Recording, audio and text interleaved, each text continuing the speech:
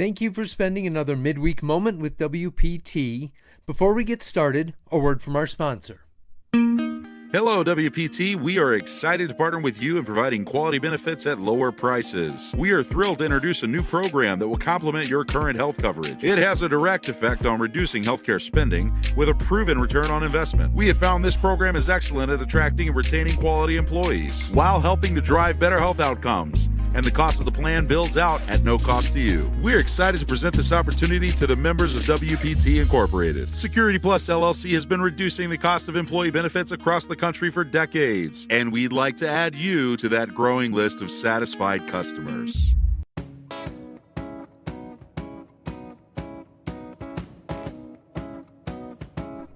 Hello and welcome back. I'm Paul Rozeski. Today is the 29th of May, 2024. Last week, we had another round of powerful, destructive storms come through the state. Not everyone made it through unscathed, so hopefully everyone is okay. Then, in traditional Memorial Day fashion, it rained on Monday. Doesn't seem like a Memorial Day weekend goes by without at least some rain.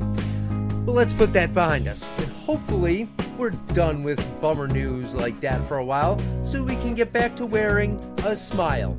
Practice wearing a smile today and tomorrow because Friday is National Smile Day. As always, celebrate responsibly. Personally, I also have to mention that tomorrow is My Bucket's Got a Hole Day. No, I did not just make that up out of convenience, but it is a perfect analogy for where the government collects and keeps your property taxes. On that note, let's jump into some news together. First off, next week, Monday, June 3rd is the last day for submitting the required signatures and declaration of candidacy for elected office.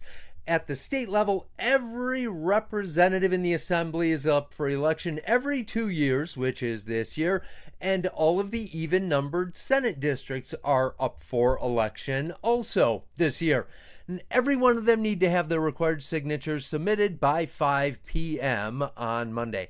One thing I learned about this process is that there is a maximum number of signatures that can be submitted. I assumed it was just a minimum. If you are running for state representative, you must submit a minimum of 200 signatures and a maximum of 400. I assume above or below will disqualify you. It's interestingly specific. In other news, getting caught back up on a number that caught my attention from back in March. In a national survey, 77% of likely nationwide voters say that the federal government does not pay enough attention to what voters want when establishing policies and regulations. 9% said they pay too much attention, and 8% say it is just right. Well, there's a lot of partisan disagreement out there on most topics. This is one that is amazingly bipartisan if you consider it 77% of voters. The belief that the government is indifferent to the will of the people is how you can interpret that. I take this, and I could go quite a few directions with it. Frustration at the sense of entitlement for our tax dollars is one. It would seem like most people have an attitude that the government's operating mentality is that it really applies to the collective, that they know more than you do about what's good for you. Government oversight and regulation is done with the idea of the greater good, but experience has repeated the issue that for every one thing that the government does, there are multiple unintended oversights or omissions that create multiple issues that replace the one that was fixed. It is great for job security because bureaucracy creates more bureaucracy. In other news, the Wisconsin DNR is looking for landowners to host hunters with disabilities for the gun deer hunt for hunters with disabilities, which will take place on October 5th through the 13th, 2024. Kind of was a mouthful. To be part of the Gun Deer Hunt for Hunters with Disabilities program, landowners must have at least 60 acres available, be able to host at least 3 hunters, and complete an online application by July 1st of 2024. The program began back in '92 and provides hunting opportunities for approximately 400 hunters each year. I think we can definitely put this in the category of worthwhile causes and give thought to it. One person that should hear about this. This is a program that seems worth spreading the word about. So I task you with that. The info about the program and the online application are on the DNR website. The Google machine probably will not steer you wrong. And finally, some positive news nationally from our own state. The University of Wisconsin-Madison researchers have used machine learning to map nearly 30 million acres of United States cropland that have been abandoned since the 1980s. Their findings are the most detailed mapping of previously cultivated land in the United States with field-level resolution of abandoned farmland. That's pretty awesome. Identifying where we can get productivity out of a resource that isn't being used just makes sense.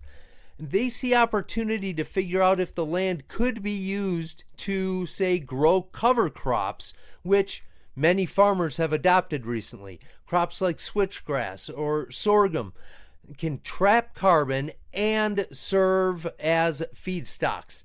The mapping can help figure out if it's potentially tillable land or not, and maybe its best function would be for grazing or potentially power generation or for development into different infrastructure.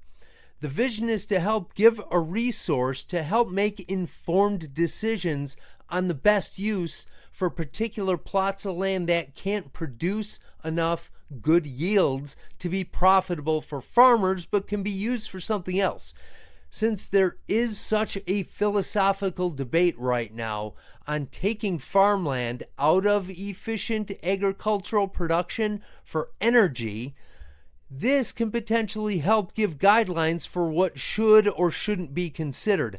I love the idea of it, but I am also skeptical that this will be an impartial tool. But since most things these days either get manipulated, weaponized, or demonized if someone perceives it as threatening to their position or their agenda, I don't know what's going to happen with it. I guess time will tell. In closing, and in the spirit of our hunting story, I will leave you with this quote from Theodore Roosevelt.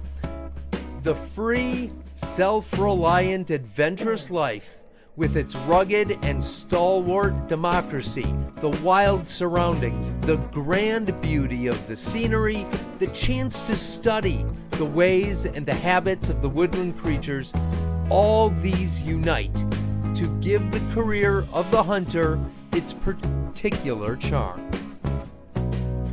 Have a great second half of your week, and as always, thanks for listening. Wisconsin Property Taxpayers, Inc. is a nonpartisan membership organization consisting of thousands of small business, farm, and homeowner members in every corner of the state.